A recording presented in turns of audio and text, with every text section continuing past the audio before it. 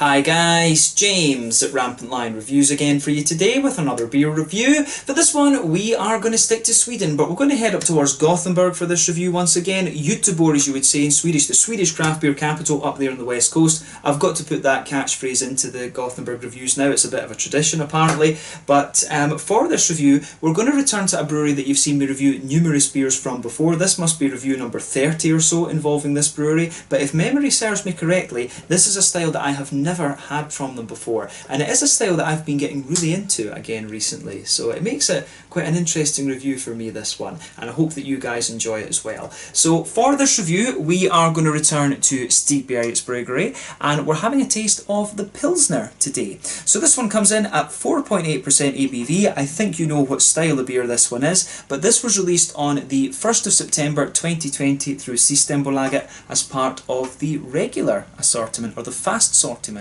if I'm remembering the Swedish name rightly. But yeah, as I say, as I've told you numerous times on the channel recently, I have been going through a little bit of a lager phase, reviewing a lot of Pilsners and Helles and things like that. There's some really nice examples these days in Sweden, incidentally. But yeah, I'm curious about this one for another reason too, because very recently Stigbergets released the Triple and the Barley Wine in their sort of classic series of beers that they're doing, and I was really impressed with those, really nicely done. So I don't know if you can kind of put this beer in the same bracket as those in terms of the sort of classic series that Stigbergets are doing, but yeah, on that basis I'm very curious to see how this one turns out, and I'm doubly curious because I've never had a lager from these guys. As I said, there are some very nice examples of lager beers in Sweden at the moment. You know, OO Brewing have the Ectopils and also the Pivot Pils, which are quite easy to come across. Hyllie Bryggeri down here in Skåne have some really nice examples as well, the Finn Pilsner and also the Skånsk Lager. Those are very nice, and there's various other examples at the different breweries around Sweden. There's some really good lager beers out there, and I have been impressed with the quality that a lot of the Swedish breweries have been producing recently. But yeah, very curious to see what Stigbergets have to say on this matter.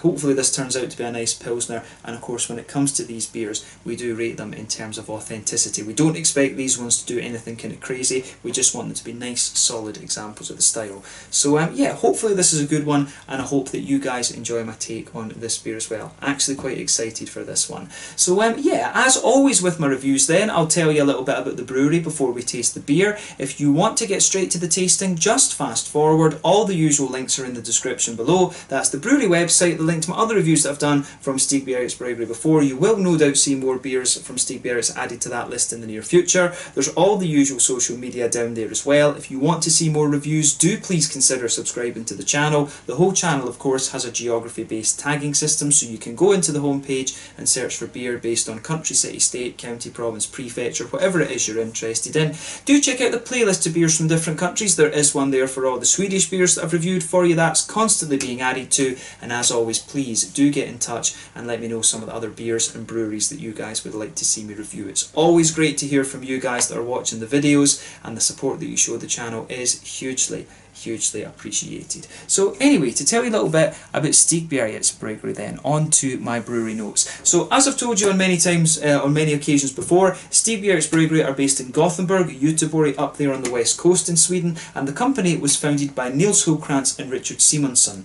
So these two guys own two bars that share the one kitchen. This is Bar Kino and the Hagabions Cafe, which can be found on Linnegatan in the city, and they both opened back in 2007. The building in which you'll find these is actually an independent cinema, and I didn't know this until I actually went there to visit it and film an out and about video. So you can check out that video and get a look around. It was filmed mainly in Bar Kino, which is in the basement, but then the Hagabions Cafe is in the kind of atrium, if you like, of the cinema. And I do hope that the next time I get up to Gothenburg I can do a little bit of filming in the Hagabions Cafe as well. But we'll need to see how it goes, because it was pretty busy. This cinema is actually very popular actually. But originally the idea that these guys had for the cinema was that they wanted to brew a few beers that they could sell in the bars, but this led to them kegging the beer. and then eventually to selling it to other pubs as well, and then eventually to bottling it, which began in November of 2014. The original beers that they were brewing were mainly English and German styles, but of course they started to really make their name when they switched their focus to the more hoppy American styles of beer. The original head brewer was Ole Andersson, who is very, very well respected in Sweden. He is the creator of the GBG Beer Week beer for 2016. That was the New England IPA that really kicked everything off in Sweden. He is also the creator of the Amazing Haze, which came out under the Stigbergets name a little bit later, and the Narangi, which came out around the same time as the GBG Beer Week beer, if I remember rightly. And then those I would term as being three of the kind of cult classic Swedish New England IPAs, along with the New Sweden IPA from Stigbergets Bryggeri. So yeah, Ole Andersson really was the one who kind of helped propel Stigbergets Bryggeri to, you know, kind of brewing folklore almost with his kind of bringing of the New England IPAs to Sweden actually. But he stayed with them until I think it was April of 2017 when he went to run his own company, OO Brewing full time, and then he was replaced for a short period of time by Barnaby Struve, who was one of the vice presidents at Three Floyds over in Munster in Indiana in America. But he only stayed for a very short period of time, and they do have a completely new brew team now. So a bit later than that, they moved to Partihalarna, also in Gothenburg, where they were brewing 5,000 litre batches at a time, and they also started working on some sour beers there as well. They started selling their beers in these 440ml cans because that helped them export the beer a lot more. Prior to that, they were in the 330ml bottles, the glass ones. If you do want to see what they looked like, I would recommend you check out the Triple and the Barley Wine review that I did a few videos back. But they also used the little 330ml cans, the sort of tall Red Bully type ones. They used those for their collaboration and kind of stronger beers a lot of the time.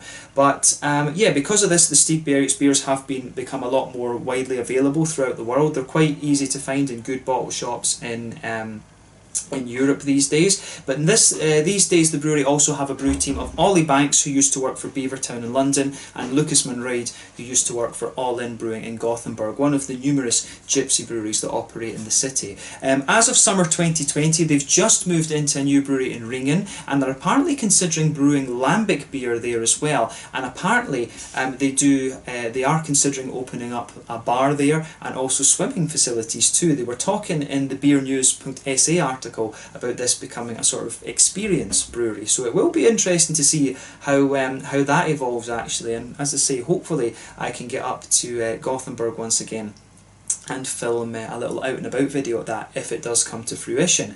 But in April, I think it was, of this year 2020, they opened up a bar in Stockholm, and they've also very recently opened up a folköl shop in Gothenburg as well. So for those of you who don't know, any alcohol above 3.5% ABV has to be sold in Systembolaget, the state-owned alcohol stores here in Sweden. Anything below that can actually be sold in the supermarket. So yeah, Stigbergets now have their own folköl shop that sells lots of different beers under 3%, and there's quite a lot of those actually. There's more of those in Sweden than you'd think, and that's something that I really haven't covered on the channel before actually. So anything above 3.5% is termed Starköl here, but anything under 3.5% is termed folköl in Sweden. But yeah, as of September 2020, when I'm filming this review for you, these guys have produced around 85 different kinds of beer. Most of them are IPAs, but there are a number of coffee stouts and imperial stouts and things like that in there.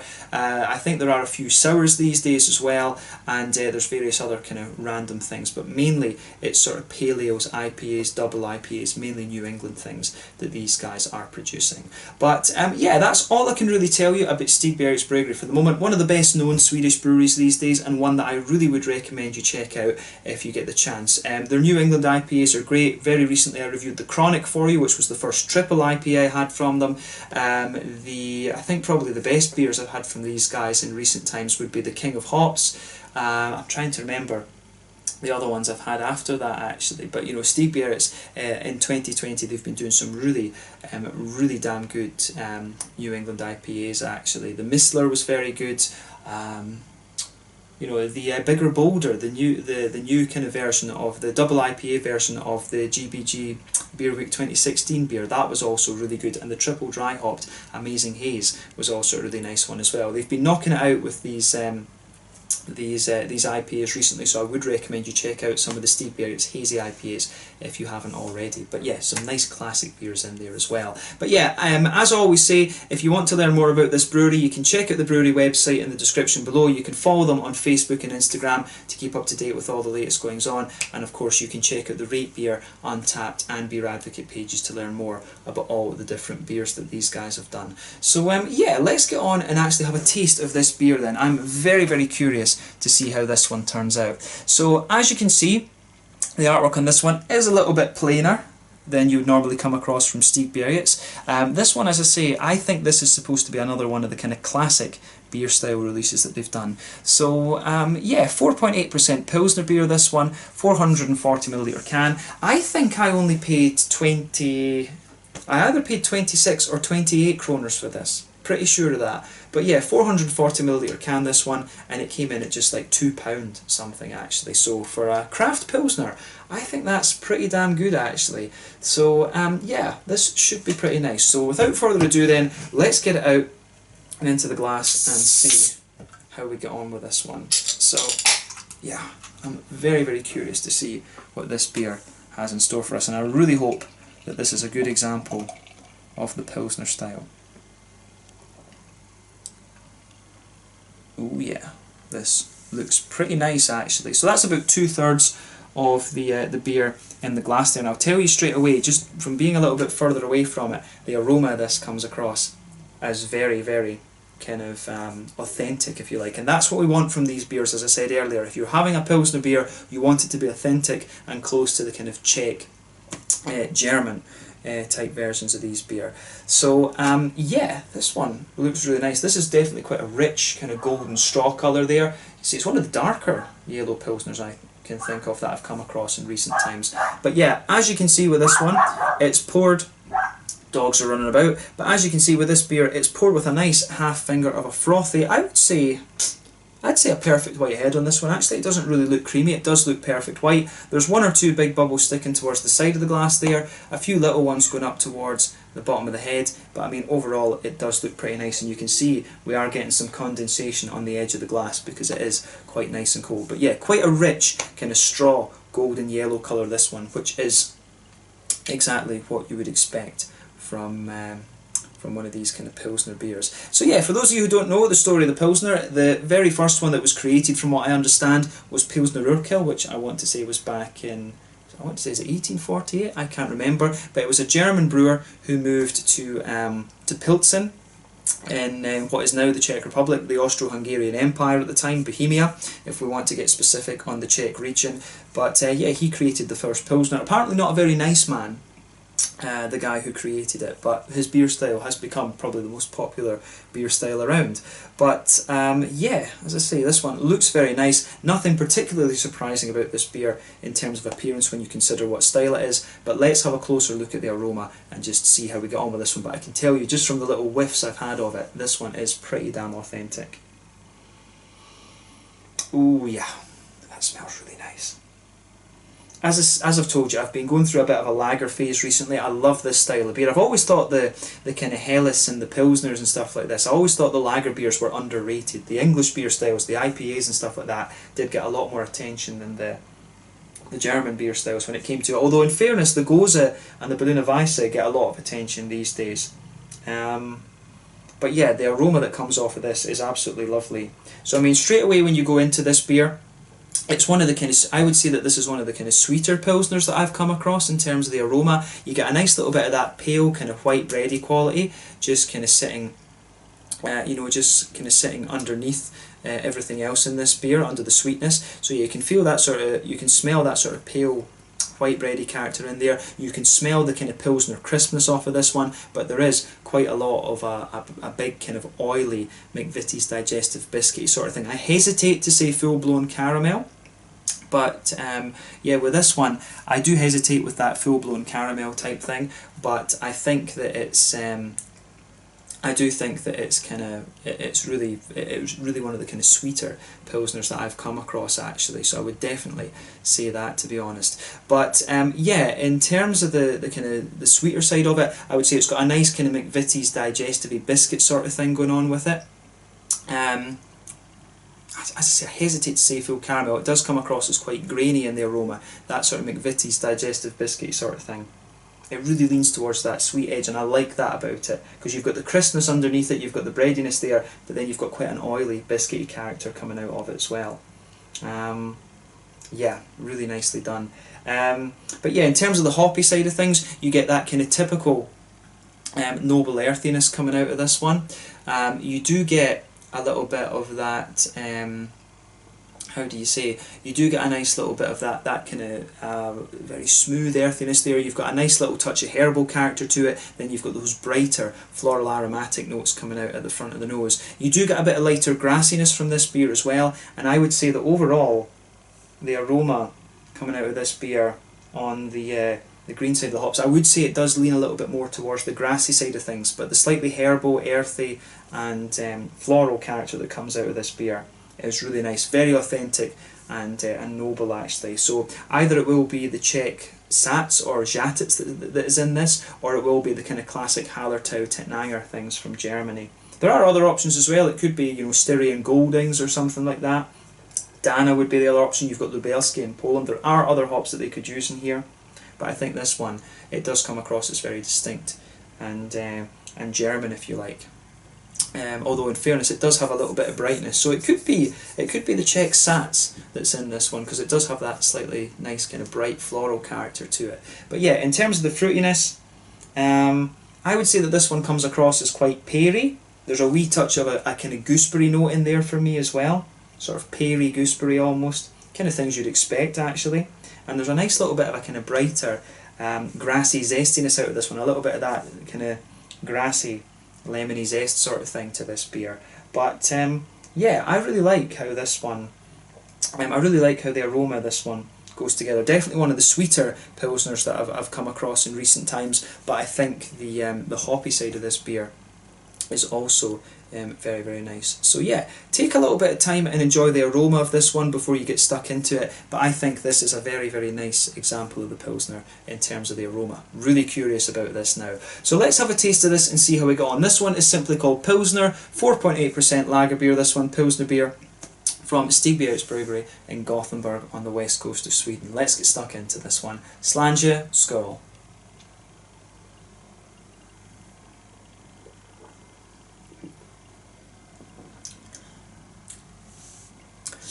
Yeah, that's really nicely done actually.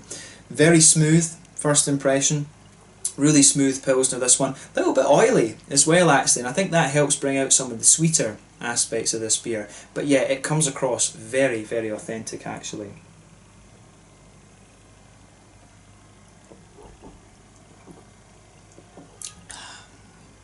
Yeah, I'm just going to say thumbs up to Stigbergets for this one. This is really quite nicely done actually. A lovely, lovely pils. I love this with these styles, how you know, you can go around the different breweries and you just get, you know, you get completely different takes on them. I mean, if you think about the Pilsners that you get from OO, the Ektapils, that's a really, really dry lager beer in my opinion. One of the driest Pilsner beers that I come across. The pivot pils that they do though is a little bit more kind of biscuity and sweet. But for example, if you come down to Skåne for Hyllie Bryggeri, these guys have got really interesting Pilsner and lager beers as well. They certainly know what they're doing in terms of lager beers at Hyllie Bryggeri. So yeah, there's some really, really great examples of lagers out here in Sweden these days. Don't be afraid of trying lagers, or don't be put off with the fact that, oh, it's just a lager. I really, really think these beer styles are very underrated, and you know, when you've got examples like this, you know, these are very, very nice for a change of pace. They're lovely, just sessionable and drinkable beers. I know my friend Peter, the Clueless Drinker, he is a big fan of these types of beers as well. I love the kind of classic German styles of beer. I know my friend Craig at Kent Beer Reviews, he's going through a phase at the moment of reviewing all the kind of classic German stuff. I think he's really developing a taste for it at the moment. But yeah, this is a lovely example of the Pilsner, so thumbs up to Stigbergets Bryggeri for this.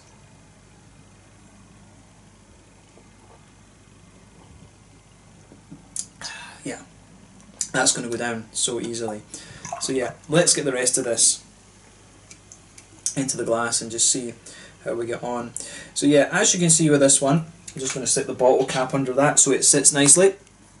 But yeah, as you can see with this one, It really is just a lovely example of the style. So where do we start with it? I mean, straight away with this beer you get that lovely kind of white bready, pale malty quality, that blankets the middle of your tongue. When you go towards the back kind of third of your palate there, that's when you start to get the kind of Pilsnery malts out of this one. You do start to get that lovely kind of Pilsner crispness out of the beer. Although in fairness, on the back third of the tongue, I would say it does feel almost a little bit thicker and bready, but you do get more. The kind of Pilsner crispness, if you like, is a bit more intense on that back third of the tongue though. But yeah, it feels a bit more bready, a bit more kind of crisp and intense there. But as you move forward into the kind of middle third of your palate, that's where you start to get the kind of sweetness out of this one. The breadiness almost feels just a little bit lighter and softer, if that makes sense. You can pick out one or two little grainy elements to it. I would say that the breadiness that this beer has is almost a little bit reminiscent of a Munich Helles or something like that. There is a wee bit of a kind of Munich, maybe Dortmunder Helles in fairness, because of the crispness. So you do have just a little bit of a kind of slightly Helles lager type quality out of this one. Those are a bit more bready, of course, but yeah, you can feel a bit of the breadiness there, a bit of a slightly thicker breadiness towards the front of that middle third of your palate, but then behind that you can feel it's very much lighter and slightly grainier, and then in the kind of very middle of your palate, that kind of back half of that middle third of your tongue, that's where you get the nice kind of oily qualities with the biscuity notes coming out of the beer. It's almost like you've got a kind of oily, yeah, it's almost like you've got a sort of oily, just kind of island, if you like, in the middle of your tongue. The way that these kind of notes come out of this are really nice. I wouldn't be surprised if it's Carapils that's in this. I would, just going by the flavour, I do think it's Carapils that's been used as one of the malts in this beer.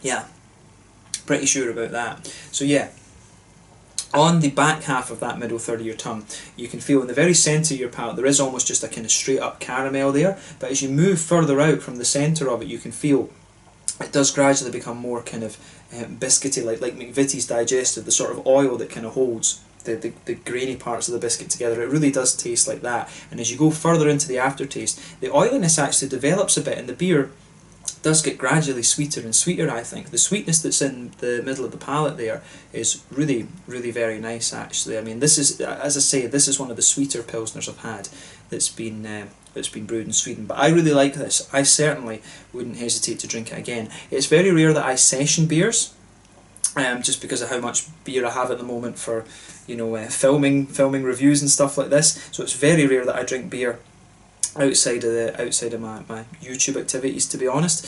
But yeah, this is a beer that I could easily session. I would really like this, and I mean, I've said that for quite a few lager beers that I've had recently. You know, the other one that I would say that I really liked was the Skånsk lager from Hyllie Bryggeri, and this one is kind of, it is leaning towards that. So I would say you will like this beer if you like the Skånsk lager from Hyllie and vice versa. This is definitely one of the sweeter Pilsners that you'll come across.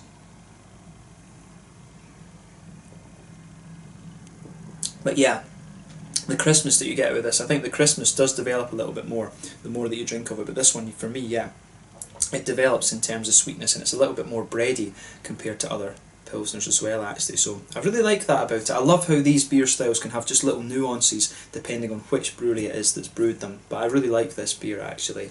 On the hoppy side of things then, back corners of the palate, you've got that lovely little bit of light earthiness from the noble type hops in this one. As you move further forward, it does get just a little touch herbal, but I think, you know, it's German or Czech hops that's in this, so that does take a little bit of a back seat. But then as you gradually move further forward along the front sides of your tongue, it gets more and more floral as you reach the kind of front corners of the palate. Around the very front curve of the tongue, it's just a little bit lighter and more grassy. Then behind the front curve of the palate, that's where you get that nice oily bubble where the juicy fruity esters push their way out of the beer, and that's the front third of your tongue there. So for me, this one's actually quite similar in that sense to what we picked up in the aroma.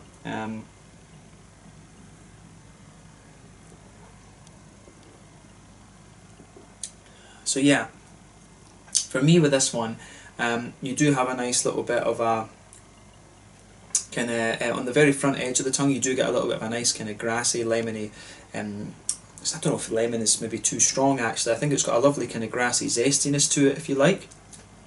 But yeah, I really like how that kind of comes across with it. You do get a little bit of a kind of gooseberry-ish type note in there as well. So yeah, on that front third of your tongue, if you like, you do have, it's kind of peary. There's a little slight appley flavour to it, but I think it does have a nice kind of gooseberry element as you get further forward on the tongue. But on the very kind of front edge, almost, it does have a bit of a, it really does have a little bit more of a kind of lemony. It does have a little bit more of a kind of zesty type thing. It does get a little bit dry on the front of the tongue as well, actually. So I like how the fruitiness in this goes together. As I say, peary, a little bit gooseberry, maybe a tiny bit of apple in there, then you do have a wee bit of a zesty edge to it, but the front edge of your tongue does just get a little bit drier the more that you drink of this one. But yeah, this is, as I say, a really solid example of the Pilsner for me, one of the sweeter ones I've had.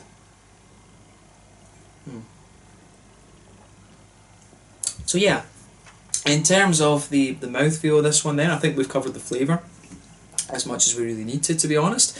But in terms of the mouthfeel of this one, I'd say that this is the top end of light-bodied. Carbonation is very, very smooth in this one. It's got a lovely kind of oily, this is definitely one of the more slightly oily leaning Pilsners that I've come across, but I think that suits the slightly sweeter malt profile that it has. In terms of bitterness and things, I think this one is probably about 20 IBUs. I would be surprised if it's more than that. It does have just a little bit of hoppy bitterness on the edge there. I'd say it's about 20 IBUs. But yeah, the how do you say, the malt base, like I say, it's got a nice bit of smoothness to it, a little bit of breadiness, good little bit of a slightly oily sweetness there. That makes the overall mouthfeel of the beer a little bit more oily for the style for me. But yeah, on the fruity side of things, the fruitiness is also a little touch oily, but there is a wee bit of a kind of juiciness to it as well. But yeah, in terms of the flavour profile, there's nothing really surprising about this beer, I would say, but it is, pardon me, very, very well crafted, and that's what you want from this beer. One of the sweeter and more oily leaning Pilsners that I've come across, but again, another very, very nice example of the style. So massive thumbs up to Stigbergets for this. I think they've done a really good job with this, and if you like this style, you will certainly enjoy this one. I would recommend this one to those of you who liked the Skånsk Lager from Hyllie Bryggeri, and vice versa. If you like this one, try the Skånsk Lager from Hyllie Bryggeri, because these, I think the Hyllie one is a little bit crisper than this. This one is more smooth, one of the smoother Pilsners I've come across. But yeah, lovely, another lovely example of the style. And you wouldn't expect anything less from Stigbergets. They're not going to put a beer out there that is bad quality when they have this reputation. So yeah, let's leave it at that for this one. This one was simply called Pilsner, 4.8% Pilsner Lager beer from Stigbergets Bryggeri, now in Ringen in Gothenburg on the west coast of Sweden. A lovely example of the style, one of the more oily and sweeter Pilsners that I've come across recently, and that was just kind of exactly what that's, it's just kind of ticked the boxes for me. I have really enjoyed this review, so I hope that you guys have as well. So anyway, thank you for watching my beer reviews. Until the next time, please like, subscribe, share, all the usual YouTube stuff. Let me know your own thoughts on this beer in the comment section below. Let me know what your favourite beers are from Stigbergets Bryggeri as well. We will return to these guys at some point in the near future, but until then, check out my other reviews, and I will catch you guys very soon actually. The Pilsner, 4.8% from Stigbergets Bryggeri in Gothenburg here in Sweden. Slange, skål. Make sure you check out my social media and have a go at some Stigbergets beers if you haven't already. Cheers.